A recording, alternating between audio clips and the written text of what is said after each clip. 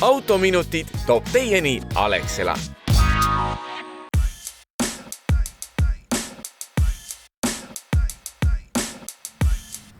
Auto pesemist saab võrrelda meeste juuksuris käiguga.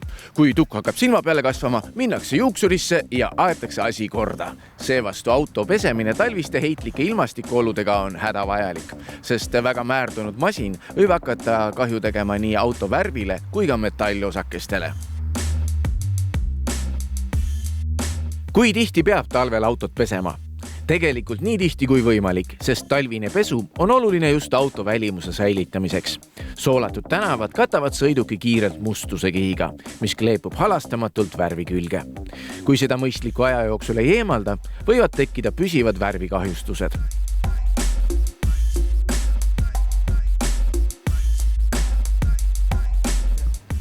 Enne pesulasse sisenemist tuleks veenduda, et teie auto on talveks korrektselt ette valmistatud. Selleks läheb vaja 2 pudelit. Esimene neist on silikon. Seda tuleks kanda uste ja tagaluugi tihenditele, välistamaks olukorda, et miinuskraadidega autot pestes teie uksed kinni jäätuvad. Teine on vana hea lukusula.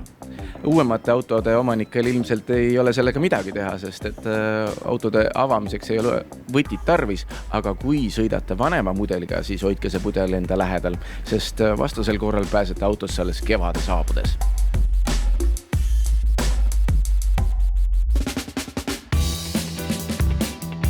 Enne pesulasse sõitmist eemalda autolt ebastandardne lisavarustus nagu suusaboks, rattaraam-antenn või muu lisa, mis võib pesukäigus viga saada. Esimest korda automaat pesulasse sõitmine võib tekitada kerget segadust, kuid tegelikult on kogu protsess äärmiselt lihtne. Paljudes pesulates on nähtaval kohal selged juhised või töötaja, kes aitab auto paika sättida. Kui auto on sõidetud õigesse kohta, tuleb mootor välja lülitada, hoida rooli otse ja panna käigukang asendisse neutraal. Välja tuleks lülitada ka vihmasensorid. Enamus tänapäeva automaatpesulates pakuvad professionaalset teenust, mille käigus saab puhtaks ka kõige määrdanum auto.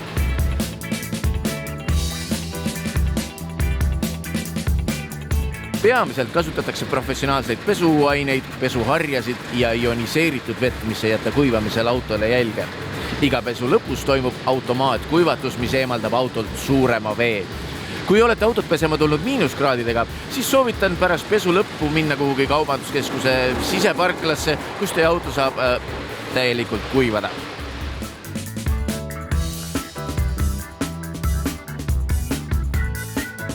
Tasub veel seda mainida, et Tallinnas Peterburi maanteel asub Eesti kõige kiirem pesula. Korraga mahub see sisse 3 autot ja tunnis on võimalik pesta 60 masinat.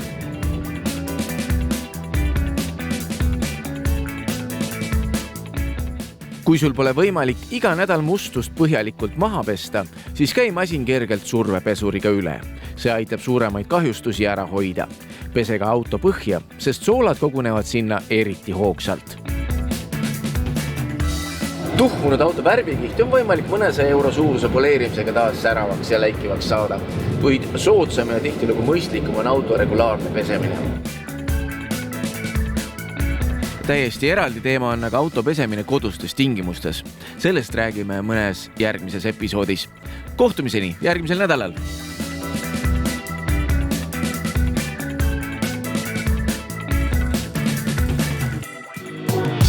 Autominutid toob teieni Alexela.